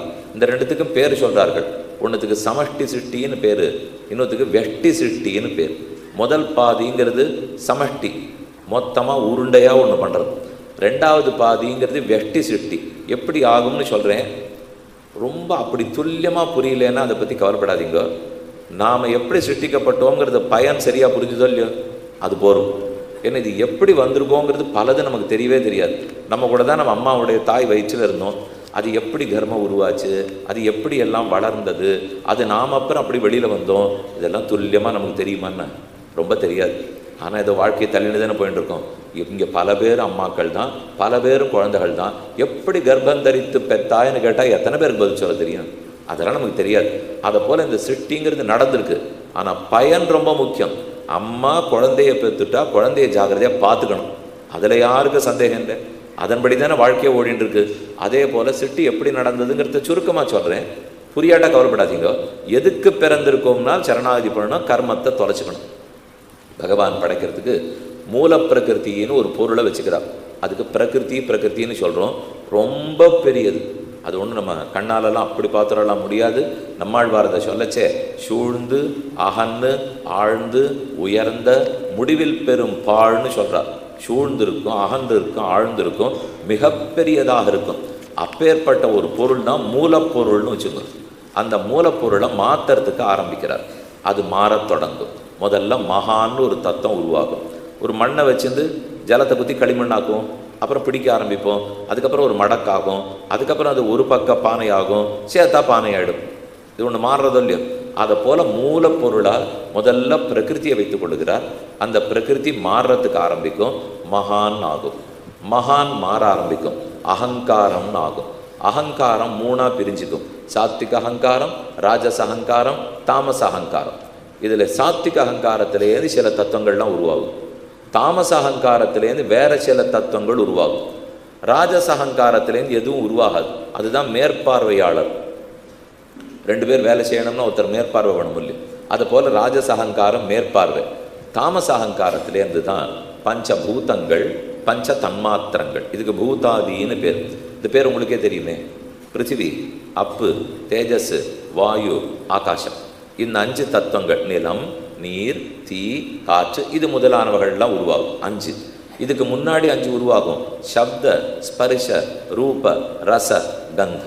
சப்தங்கிறது ஒலி, ஸ்பரிஷங்கிறது தொடர்மொழி ஸ்பரிஷம், ரூபம் பளபளப்பு ஒரு உருவம், ரூப ரசம் ஷொவே, கந்தம் வாசனை பிடிக்கிறமே வாசனை. அப்போ இந்த 5 உருவாகும். இந்த 5ஐயும் குணமாக கொண்ட பிருத்திவி, அப்பு, தேஜஸ், வாயு, ஆகாசம், அந்த 5 உருவாகும். இதெல்லாம் நடக்கிறது பூதாதி, அதாவது தாமச அகங்காரத்திலேருந்து. இதுக்கு முன்னாடியே சாத்விக அகங்காரத்திலேருந்து உருவாக்கிடுவார். அங்கே ஒரு 5, 5, 10 இருக்குது. இப்போ நான் ஏற்கனவே 5, 5, 10 சொல்லிட்டேன். இப்போ முதல்ல இருக்கிற 5, 5, 10 கண்ணு, காது, மூக்கு, நாக்கு, தோல், இந்த 5 இருக்கா. இதைத்தான் ஞானேந்திரியங்கள்னு சொல்கிறோம். இதை தவிர கர்மேந்திரியங்கள் 5: வாக்கு, பாணி, பாத, பாயு, உபஸ்தம். வாக்கு பேச்சு, பாணி எடுக்கிறதுக்கு கை, பாத கால், பாயு உபஸ்தம் மலஜலங்களை கழிக்கும் துவாரம். ஆஹா, அந்த 5. இந்த 5, 5, 10க்கு தலைவன் ஒருத்தர் இருக்கார், மனஸ். அவர் வைத்தது தான் இந்த 10 பேருக்கும் சட்டம். இப்போ அவர் நல்லவராக இருக்கணும், ஆனால் அப்பப்போ அந்த மனசு ராவணன் ஆயிடுறது. இந்த 10 பேரும் ராவணனுடைய 10 தலையாயிடுறது. அதான் ஆபத்து. இதை ஒழுங்காக இருந்ததுன்னா சரியாக எடுத்துன்னு போயிடலாம். அப்போ மனசுங்கிறது ஒரு தத்துவம், அதுக்கு தொண்டர்களான 10, அதை தவிர 10 பிருத்திவி அப்பு தேஜஸ் வாயு ஆகாசம், மொத்தம் சேர்த்தா இப்போ எத்தனாச்சு? 21. 4 5 20 பார்த்துட்டோம். 1 21. அதுக்கு முன்னாடி 3 அகங்காரம்னு ஒன்று பார்த்தோம். அதுக்கு முன்னால் மகான், அதுக்கு முன்னால் பிரகிருதி. அப்போ அந்த 3 சேர்த்துட்டா 24 ஆச்சா? இந்த 24 தத்துவங்களைத்தான் அச்சித் அச்சித்துன்னு சொல்லும். அச்சித்துனா ஜடப்பொருள். இது 24க்கு ஞானம் கிடையாது. இது மொத்தம் சேர்த்து அழியக்கூடியது, அறிவில்லாதது, ஜடப்பொருள்கள் அச்சித்துன்னு சொல்லும். சைத்தன்யம்னா ஞானம். ஆச்சித் ஆச்சேதன அப்படின்னா ஞானமில்லாத பொருள். இது இத்தனை ஞானமற்ற பொருள்கள் இப்போ பெருமாள் உருவாக்கிட்டார். பிருத்திவி அப்பு தேஜஸ் வாயு ஆகாசம் 5 இருக்குது. அந்த 5ஐயும் கலப்பார். ரொம்ப நல்ல கலப்படம் தெரியுமோ இது. அந்த 5ஐயும் பிரிச்சுட்டு இப்படி 5ஐயும் தம் முன்னாடி வச்சுக்கிறார். பிருத்திவியை 2 துண்டாக போடுவார். அதில் ஒரு பாதியை பிருத்திவிங்கிற பூமியிலேயே விட்டுடுவார். அடுத்த பாதியை 4 துண்டாக்குவார். பாதியை 4ஆக போட்டால் என்ன ஆகும்? பாதியை 4ஆக போட்டால் 12 12 12 12 சதவிகித கணக்கில் பார்த்தீங்கன்னால் இந்த 4ஐயும் அடுத்த இருக்கிற 4 தத்துவத்தோட கலப்பார். பிருத்திவி 1, அதில் இருக்கிறது அப்பு தேஜஸ் வாயு ஆகாசம் ஒரு காக்காவாக கலந்து விட்டுடுவார். அதுக்கப்புறம் அடுத்ததுக்கு வரார். அதை 2ஆக துண்டு போடுவார். ஒரு பாதியை அதுங்கிட்டே விட்டுடுவார். பாக்கி பாதியை 4ஆக போடுவார். பாக்கி 4ஓட கலப்பார். இப்படி 5ஐயும் கலந்துட்டால் எங்கே பார்த்தாலும் 5 தத்துவத்தினுடைய குணமும் தெரியும். ஏன்னு சொல்கிறேன், ஆகாயங்கிறதுக்கு சப்தந்தான் குணம். ஹோன்னு ஒரு சத்தம் ஆகாசத்தில் இருக்கா? அதே நெருப்புக்கு உருவம் பளபளப்பு ரூபங்கிறது குணம். நெருப்புக்கு இருக்கிறது ரூபம், ஆகாயத்துக்கு இருக்கிறது சப்தம். ஆனால் ஆகாசத்தை நீங்கள் பார்த்தா ஏன் நீளமாக தெரியுது? சத்தம் நீளமாக இருக்குமான்னா. இதே தண்ணீர் கடல் பார்க்குறோமோ இல்லையோ, அதுக்கு ரசந்தான் குணம், சுவை. தண்ணீருக்கு இருக்கிறது சுவை. அதை நாக்கால தானே பார்க்கணும். ஏன் நீளமாக இருக்குது? அப்போ நெருப்புக்கு இருக்கிற ரூபங்கிற குணம் ஏன் தண்ணீரில் தெரியறது, ஏன் ஆகாயத்தில் தெரியறதுனால் இந்த கலப்படத்தால் தான். இவர் எல்லாத்தையும் எல்லாத்தோட கலந்துட்டாரோ இல்லையோ, அப்போ துளி துளி துளி எல்லாத்தினுடைய தன்மையும் எல்லாத்துலேயும் வந்து விட்டது. எப்பவுமே ஒரு உலோகத்தை அப்படியே வச்சுருந்து எந்த பயனும் படுத்த முடியாது. நல்ல சொக்க தங்கம் கொண்டாங்க, அதை வச்சு இந்த சங்கிலி பண்ணமானால் பண்ண முடியாது. அதில் ஒரு 2 செப்போ 4 செப்போ 8 செப்போ கலக்கணும். அந்த நாள்லெல்லாம் 2 கலந்து 22ன்னு பண்ணிட்டு இருந்தா அவ்வளோ விலை கொடுக்க முடியல. 18 ஆச்சு, இன்னும் விலை கொடுக்க முடியல. 16 ஆயிடுச்சு. இப்போ 14 12ன்னு கீழே போயிடுமோன்னுமோ தெரியாது இப்போ. அப்போ அதெல்லாம் ஏன் கலப்படமாக இருக்குதுனால் சொக்க தங்கத்தை பொட்டிக்குள்ளே தான் வச்சுக்கலாம், ஒன்றும் பண்ண முடியாது. அதை போல் இந்த பிருத்திவி அப்பு தேஜஸ் வாயு ஆகாசத்தையும் கலக்கிறார் பெருமாள். இதுக்கு பஞ்சீகரணம்னு பேர். இது ஒரு அழகான செயல். இது ஆன பிற்பாடு இப்போ ஒரு மூலப்பொருள் தயார். இதை வைத்துக்கொண்டு 7 14 லோகங்கிற அண்டகட்டாகத்தை செய்வார். 14 லோகங்கள் அண்டகட்டாகத்தை உருவாக்கிடுவார். இப்போ வசிக்கிறதுக்கு இடம் தயார். வீடு கட்டிவிட்டார். யார் வசிக்கிறது? வீடு கட்டியாகிவிட்டது. யாரான ஒருத்தர் வாழணும் இல்லையோ. மொத்த ஜீவாத்மாக்களும் பிரம்மத்தோட இன்னொரு பக்கம் இருக்கா. இத்தனை நாள் பார்த்ததெல்லாம் ஜட பொருள்கள், அதுகளை தயார் பண்ணிட்டார். இனிமே அஜடம். அஜடம்னா ஞானம் உள்ளது. அதுக்கு சித்துன்னு பேர். சித்துன்னா சைத்தன்யம் இருக்கிறதுனால சித்து. இப்போ நாம் ஒருத்தரும் சித்து, நீங்கள் எல்லாரும் சித்து, எல்லாருமே சித்து. அப்போ நம்மக்கிட்ட இருக்கிற அச்சித்து எது?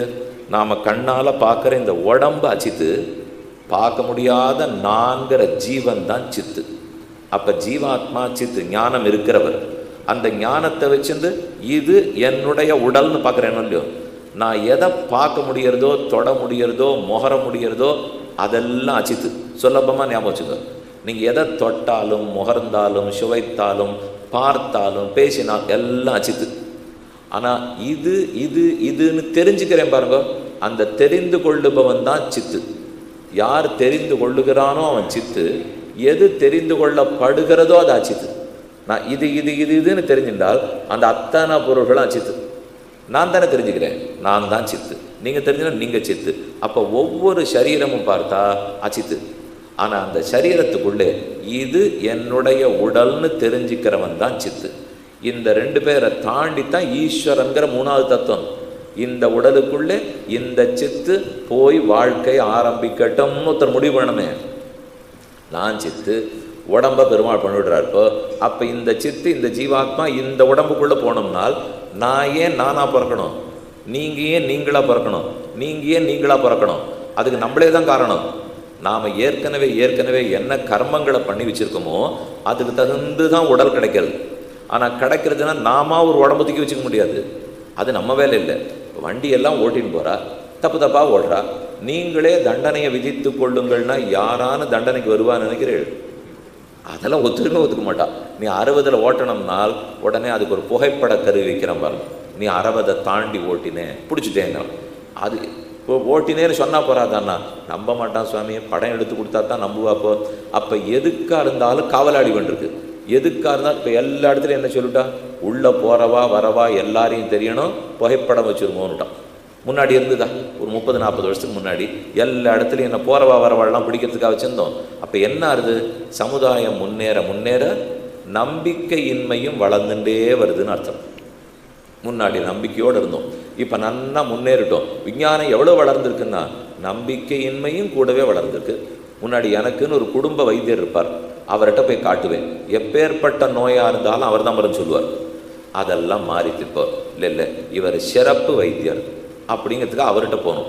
முதல்ல நம்ம வைத்தியர்கிட்ட காட்டிப்போம், இது ஒரு 2வது அபிப்பிராயம் கேட்டுப்போம். இப்போ எல்லாருக்கும் அந்த வழக்கம் வந்துடுது. ஒரு வைத்தியர் ஒன்று சொன்ன உடனே அது இன்னொருத்தர்கிட்ட போய் எதுக்குன்னு கேட்டுப்போம், 2வது அபிப்பிராயம். அதுக்கப்புறம் என்ன, 3வது அபிப்பிராயம் எடுத்துப்போம். இதே மாதிரி பந்தயம் ஆட்டம் ஆடிட்டோம், 11 பேர் ஆடணும், 3 குச்சி நட்டு வச்சுருந்தா பந்தை போட்டுருந்தோம், குச்சி போச்சுருந்தா போச்சு, ஆடிருந்தோமோ இல்லையோ. அது ஒழுங்காக 2 பேர் தான் நின்றுந்தா, நேர் எடுத்த மாதிரி ஒருத்தர் நின்றுந்தா, பக்கவாட்டில் ஒருத்தர் நின்றுந்தா. அப்படி நம்பிக்கையின்மை வளர்ந்தது, சத்தம் அதிகமாக போக ஆரம்பிச்சது. உடனே அங்கே ஒருத்தர் உட்காந்து வச்சுட்டார், 3வது கண் போட்டுறான் பாருங்க, அங்கிருந்து ஒருத்தர் பதில் சொல்லுவார். அவர் திரையெல்லாம் வச்சுன்னு பதில் சொல்லுவார்னால் 4வது சுவாமி எப்போ வரப்போறாரோ 5வது சுவாமி எப்போ வரப்போறாரோ வருவா. அப்போ முன்னேற நம்பிக்கையின்மையும் முன்னேறி கொண்டிருக்கிறது இல்லையோ. ஏன் சொல்ல வந்தேன், நாம நம்ம கர்மத்துக்குரிய தண்டனையாக அல்லது பரிசாக இந்த பிறவியை எடுத்துங்கோன்னு விட்டால் தப்பாக பண்ணிடுவோம், பண்ண மாட்டோம், ஓடிபடுவோம். அதுக்காகத்தான் பகவான் உனக்கு பிறவி கொடுக்குறேன்னு சொல்கிறாரே தவிர அவருக்கு ஒன்று நம்மளை வச்சுன்னு படைச்சின்னு கட்டப்படணுன்றதுல ஆசையே இல்லை. இவன் ஏதோ தப்பாக பண்ணியிருக்கான், சரியாக பண்ணியிருக்கான், அதற்குரிய பரிசையோ தண்டனையோ கொடுத்தாகணும், அதற்கு ஒரு உடம்பு ஒரு பிறவியை கொடுத்தாகணும். நீயே பார்த்துக்கோன்னு சொன்னால் வழிக்கு வரமாட்டான், அதுக்கு அவர் படைக்கிறார். ஆனால் என்ன கெட்ட பேர் வாங்கிறார் தெரியுமோ, இவர் தான் என்ன கட்டப்பட்டு படைச்சுட்டார்னு வாங்கிறார். இது எதே மாதிரி நான் தப்பாக ஓட்டிட்டு காவலாளி பிடிச்சின்னு போய் 100 ரூபா அபராதம்னா மோசமான காவலாளின்ற பாருங்க, இது அந்த மாதிரி. இவன் ஓட்டுனது தப்பா, அவர் 100 ரூபா அபராதம் போட்டது தப்பா, ஓட்டுனதை ஒழுங்காக ஓட்டியிருந்தால் அவர் எதுக்கு அபராதம் போட போகிறார்? அதை போல் நான் என் கர்மங்களை ஒழுங்காக பண்ணியிருந்தால் நாளைக்கு ஒருத்தர்கிட்ட வாங்க வேண்டிய தேவையில்லையே. சரி, இப்போ என்ன பண்ணலாம் தெரியும், போன ஜென்மா எந்தெந்த கர்மமோ இப்போ ஒன்றும் சரிப்படுத்த வழி இல்லை, பார்த்துக்கோ. அது சரணாகதி இருக்குது, தியானம் இருக்குது, பெருமாள் போக்குறேன்னு சொல்லியிருக்கா. இப்போ இதை தெரிஞ்சுக்கிறோமா, இப்போதுலேருந்து ஒழுங்கான கர்மங்களை செய்யலாம். இல்லை நேற்று வரைக்கும் போனது போட்டோம், பகவான் அதை ஒத்துக்கிறார். நீ நேற்று வரைக்கும் எப்படி இருந்தியோ எனக்கு கவலை இல்லை, இப்போ சரணம்னு வந்திருக்கே, என் சம்பந்தத்தாலே உனக்கு அந்த அழுக்கத்தனையும் போயிடும்.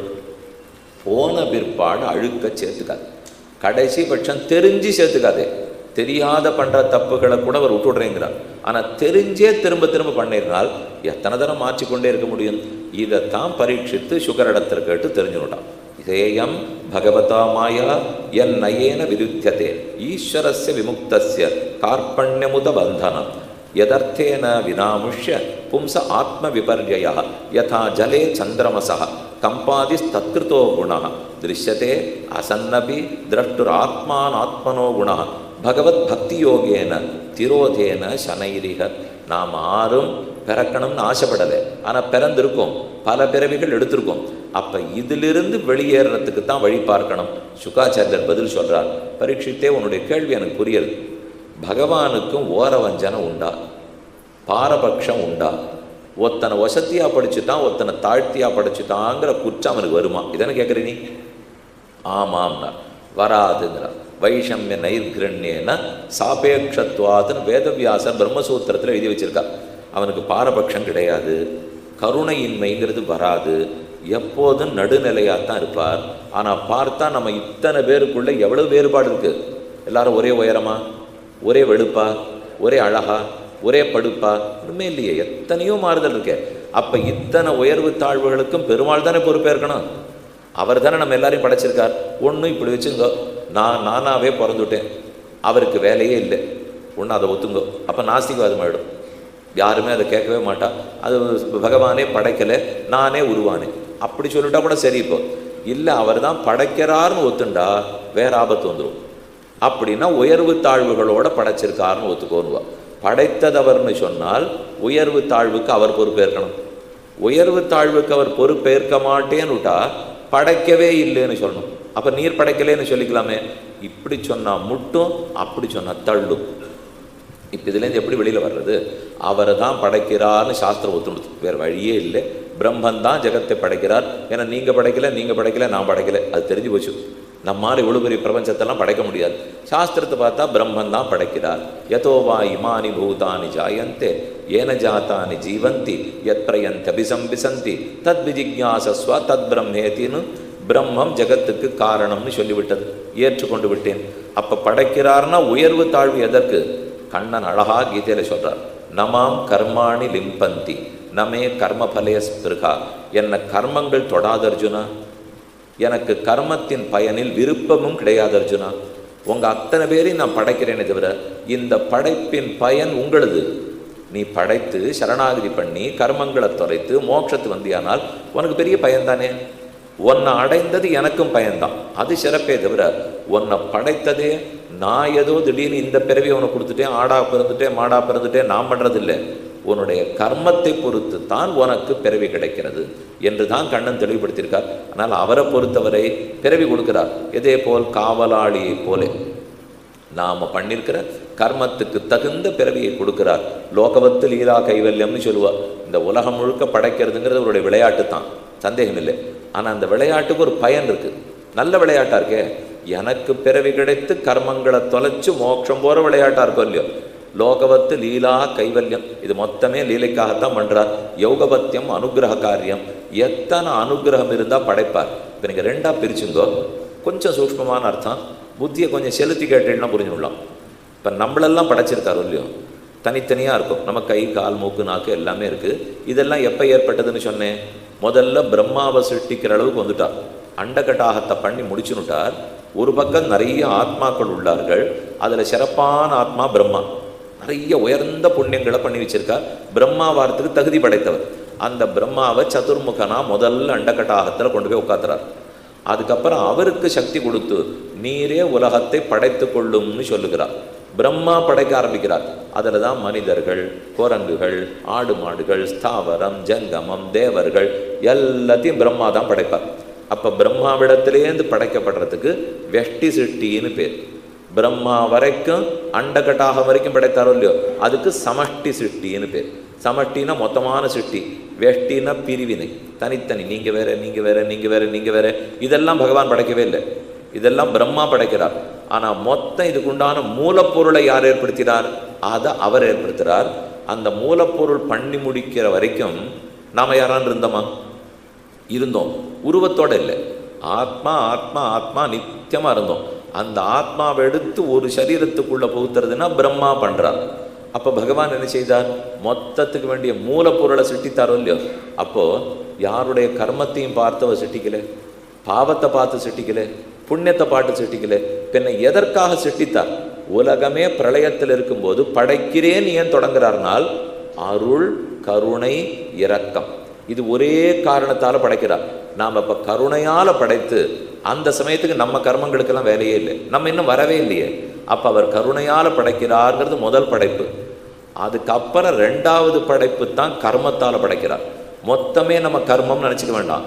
கருணையால் படைக்கிறது முதல் பாதி, கர்மத்தால் படைக்கப்படுவது ரெண்டாவது பாதி. மூலப்பொருள் வரைக்கும் பண்ணி கொடுக்கறது கருணையாலே. அப்புறம் தனித்தனியாக எனக்கும் உங்களுக்கும் பிறவி கிடைக்கிறது தான் கர்மத்தாலே. அப்படி இருக்கிறச்ச எப்படி குற்றம் சொல்ல முடியும்? அவர் நன்னா தான் ஏற்படுத்தி கொடுத்துருக்கார். அதை வைத்து கொண்டு நான் தானே சமாளித்து வாழ்க்கையை வாழ்ந்துக்கணும்.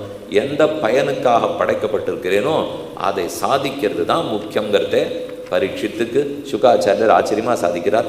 அதுக்கப்புறம் பிரம்மா எப்படி உற்பத்தியானார், அவர் எப்படியெல்லாம் படைக்கிறார், தசவித சிருஷ்டி என்ன, தன் திருமேனிலிருந்தே படைப்பறார். ஆத்யஸ்து மகத சர்கா குண வைஷமியம் ஆத்மனா, த்விதீயஸ்து அகமோ சர்கா யத்ர திரவிய ஞான கிரியோதயாக. முதலேருந்து சொன்னேனே, பிரகிருதி படைக்கப்பட்டு மகானாச்சு, அகங்காரமாச்சு, அப்புறம் பஞ்சபூதம், பஞ்சதன்மாத்திரம், கர்மேந்திரியம், ஞானேந்திரியம், மனசு எல்லாம் படைச்சிட்டு ஸ்தாவரம், மரம், செடி, கொடி, ஜங்கமம், பறவை வகை, ஊர்வன, நடப்பன, ஓடுவன, மிருக வகை, அதுக்கப்புறம் மனித வகை, மனிதன், அப்புறம் தேவ வகை, இப்படி பல வகைகளையும் பிரம்மா படைக்கிறார்.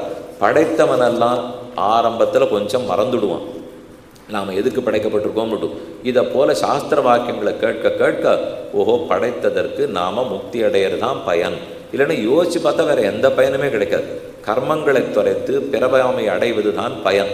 அதுக்கப்புறம் பிரம்மா பிரிக்கிறார், காலத்தை பிரித்து இது கிருத்த யுகம், இது திரேதாயுகம், இது துவாபர யுகம், இது கலியுகம். ஏன்னா அவருடைய காலம் இருக்கே 100 வயசு அவருக்கு ஆயுள். பிரம்மாவுக்கு 100 வயசு, உங்களுக்கு 100 வயசு, எனக்கு 100 வயசு. ஆனால் அவருக்கு இருக்கிறது நீளமான 100 வயசு, எனக்கு இருக்கிறது சுருக்கமான 100. அந்த 100 வேற தரமாட்டேங்கிறார் முழுக்க பெருமாள். வேத நூல் பிராயம் 100 மனுஷர் தாம் புகுவரேலும் பாதி முறங்கி போகும் நின்னை 15 ஆண்டு. தொண்டரடிப்புடியாழ்வார் திருமாலையில் சாதிக்கிறார், வேத நூல் நமக்கு 100 வயசு கொடுத்துருக்கு, பாதியை தூங்கியே கழிச்சு விட்றேன். வேத நூல் பிராயம் 100 கிடைக்கிறதே ஆச்சரியம். 70, 80, 90 ஏதோ தான் கிடைக்க போகிறது. அதுலேயும் ஒரு பாதியை தூங்கி கழிச்சுட்டேன்.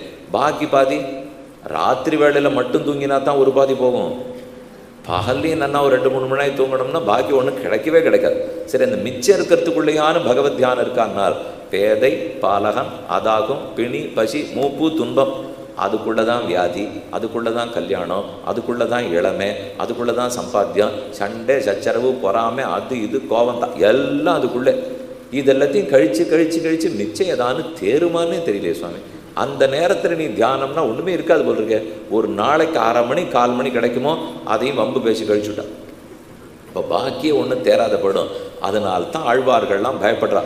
நேரம் பொன்னானது, பேட போகிறதேங்கிறதுக்காக. இப்படி நமக்கு இருக்கிற ஒரு 100, இதை போல பல 100கள் பல்லாயிரக்கணக்கானோர் போகிறோம். நம்ம கணக்கு படிக்கு 43,20,000 வருஷம் போனால், நம்ம மனுஷ கணக்கு படிக்கு 43,20,000 வருஷம் போனால் ஒரு சதுர்யுகம் கழியும். கிருத்த, திரேதா, துவாபர, கலி, இந்த 4 சேர்ந்தது ஒரு சதுர்யுகம். இதை போல் 1000 சதுர்யுகங்கள் முடிந்தால் பிரம்மாவுக்கு ஒரு பகல் முடியும். பிரம்மாவுக்கு ஒரு பகல் 1000 சதுர்யுகம். 43,20,000 சின்னதாக 1000ஆல் பெருக்கிவிட்டா அவருடைய ஒரு நாள் பகல் கிடச்சிரும். அதை போல் அவருக்கு ஒரு ராத்திரி, அதை போல் 360 நாள், அதை போல் அவருக்கு 100 வயசு. அப்படின்னா பிரம்மாவுடைய ஆயுள் ரொம்ப நீண்டதாக இருக்குமே. அதுலேருந்து கொஞ்சம் எனக்கு கொடுத்தா என்ன, அதெல்லாம் தரமாட்டான். இருக்கிற இந்த ஆயுளுக்குள்ள வியாதியோட படுறதே போரும்போன்னு இருக்குது. இனிமேல் பிரம்மாவனுடைய இது வேற வாங்கி வச்சுக்கணுமா? அப்போ இது பிரம்மாவனுடைய ஆயுசு பிரிச்சுட்டார். கிருத்த, திரேதா, துவாபர, கலி. அதுக்கப்புறம் தான் தன்னிடத்திலேருந்து படைக்க ஆரம்பிக்கிறார் ருத்ரன். பிரம்மாவனுடைய திருமேனிலேருந்து அவருடைய திருமகனார் பரமசிவனார் ருத்ரன் பிறக்கிறார். சனகஞ்ச சனந்தஞ்ச சனாதன மதாத் பபூகு சனத்குரானஞ்ச முனின் நிஷ்கிரியானூத்தரயதசக தான் பவாஷே ஸ்வபூகு புத்திரான் பிரஜா சிருஜத புத்திரகாக. பிரம்மா தன் மனசனுடைய பெருமையாலே முதல்ல 4 பேரை பெறுகிறார். சனகன், சனந்தன், சனாதனன், சனத்குமாரன். இவா 4 பேருக்கும் வயசே ஆகாது. எப்பவுமே பிரம்ம பாவனையிலே இருக்கிறவா. இவர்கள் 4 படைத்த பிற்பாடு ருத்ரனாரை படைக்கிறார். அவருடைய கோபத்திலிருந்தே பிறந்தார். சவை விரோத தேவானாம் பூர்வஜோ பகவான் பவஹ நாமானி குருமே தாத்தா ஸ்தானானிச்ச ஜெகத்குரோ. ருத்ரான்னு ஏன் தெரியுமா பேர் வந்தது? ருததி அழுது அழுது, திரவதி ஓடி ஓடி, எனக்கு இடம் கொடு பேர் கொடு, இறங்குடு பேர் கொடு அப்படின்னு தந்தையின் இடத்துல கேட்டாராம். அதனால் ருததி திரவதி 2 மணினால ருத்ரன் அப்படின்னு அவருக்கு பேர் ஏற்பட்டது. யதரோதீஹி சுரஸ்ரேஷ்ட சோத்வேக இவ பாலகா. அதற்கு பின்னால் வேதங்களை எல்லாம் பிரித்தார். தன்னுடைய திருமேனிலிருந்து முக்கியமான ரிஷிகளை உற்பத்தி பண்ணுறார். உத்சங்க, மரீச்சிகி, அத்ரி, அங்கிரசௌ, புலஸ்தியா, புலஹ, கிரதுகு, பிருகு, வசிஷ்டா, தக்ஷஸ்ச, தசமஸ்தத்திர நாரதா. பிரம்மாவுடைய திருமேனிலிருந்து 10 பேரும் பிறக்கிறார்கள். மரீச்சி, அத்ரி, அங்கிரஸ், புலஸ்தியர், புலஹர், கிரது, பிருகு, வசிஷ்டர், தக்ஷர், நாரதர் என்ன இந்த 10 பேரையும் முதல்ல படைக்கிறார். அதற்கப்புறம் அவர்களுக்கு கல்யாணம் எல்லாம் ஆறுது. வேதங்களை பிரிக்கிறார். ரிக்யஜு சாம அதர்வாக்கியானு வேதான் பூர்வாதிபிர் முகைகி சஸ்திரமிஜ்ஜாம் ஸ்துதிஸ்தோமம் பிராயஷ்சித்தம் யதாக்கிரமாத் இதிகாச புராணானி பஞ்சமம் வேதமீஸ்வரா. அப்போ பிரமன் 4 வேதங்களையும் பிரித்தார். அதான் புஸ்தகம். எல்லாரையும் படைச்சாச்சு. பார்த்து நடக்கிறது புஸ்தகம் வேண்டாமா? நீங்கள் போய் துணி துவைக்கிறதுக்காக ஒரு யந்திரம் வாங்கிட்டு வரு, 30,000 ரூபாய் கொடுத்து வீட்டுக்கு வந்தாச்சு. அது கூடவே இவ்வளோ பெருசு ஒரு புஸ்தகம் கொடுத்து அனுப்புவா. அதை படித்தா தான் அது எப்படி துவைக்கணும்னு தெரிஞ்சுக்கணும். அதில் ஏதானும் புரியலேன்னா அவரையே கூப்பிடணும். அதை போல் பகவான் நம்மளை படைச்சிட்டு கூடவே புஸ்தகம் கொடுத்துட்டார். ரிக்கு, யஜுசு, சாமம், அதர்வம் வச்சுக்கோங்கோ. இதிகாச புராணங்கள்லாம் வழிகாட்டும் நூல்கள். இதை வைத்து கொண்டு வாழ்க்கையை வாழ்ந்துங்கோ. அப்போ நாமெல்லாம் படைக்கப்பட்டுட்டோம். வேத நூல்களும் கிடைத்த விட்டன. ஆயுள்கள் எவ்வளவுன்னு தெரிஞ்சு போச்சு. இனி அதற்கு அடுத்தது முதல்ல ஸ்வயம்புவ மனுவை படைக்கிறார். படைத்தல் படைத்தல் படைத்தல் தான் ரொம்ப பிரதானமாக இருந்திருக்கு. இப்போ இத்தனை நாள் ஆயிடுத்து இல்லையா படைக்கப்பட்டு? இப்போ எது பிரதானம்? கட்டுப்படுத்துதல் கட்டுப்படுத்துதல் கட்டுப்படுத்துதல். இதுதான் இப்போ பிரதானமாக இருக்குது. எங்கே போய் பார்த்தாலும் விளம்பரம் என்ன சொல்கிறது? அப்பெல்லாம் நாம் இருவர் நமக்கு மூவர் நால்வர். அதுக்கப்புறம் குறைஞ்சி குறைஞ்சி நாம் இருவர் நமக்கு இருவர். அப்புறம் குறைஞ்சி நாம் இருவர் நமக்கு ஒருவர். அதுக்கப்புறம் கொஞ்ச நாள் போச்சு நாம் இருவரே. அப்புறம்லாம் 6 இல்லை, நாம் இருவரே. அதுக்கப்புறம் இன்னும் கொஞ்ச நாள் போகிறது நான் ஒருத்தனே. அதுக்கப்புறம் கல்யாணமே பண்ணிக்க போகிறாளா தெரியாது. இப்போ நாள்பட ஜனத்தொகையை குறைக்கணுங்கிறது இப்போது. அப்போ ஜனத்தொகையை பெருக்கணுங்கிறது அப்போது. இப்போவும் சில நாடுகள்லாம் ஜனத்தொகை இல்லையே. அவர்களெல்லாம் பார்த்தீங்கன்னா பெத்துண்டா பணம் தரேன்னுவா. நம்ம நாட்டில் எங்கேயான சொல்லுவாள் அந்த மாதிரி. இப்போ 3வது குழந்தைக்கு இது கிடையாது அது கிடையாதுங்கிறா. அதே வேறு சில காலியாக நாடுகள்லாம் இருப்பாருங்க. அங்கே ஏதானும் 3வது குழந்தை பெத்துனுட்டா உனக்கு வேலை வாய்ப்பு வீடு அது எதை வேணா தரேங்கிற பாருங்க. அந்த மாதிரி காலம் போல் இருக்குது. அதனால் அவர் எல்லாத்தையுமே படைக்கிறதுல தான் இருந்தார். ஸ்வயம்புவ மனுன்னு படைக்கப்பட்டார். இனிமேல் மனுக்கள் எல்லாம் பிறக்க போகிறார். பிரம்மாவுக்கு மூத்த மகன் ஸ்வயம்புவ மனு.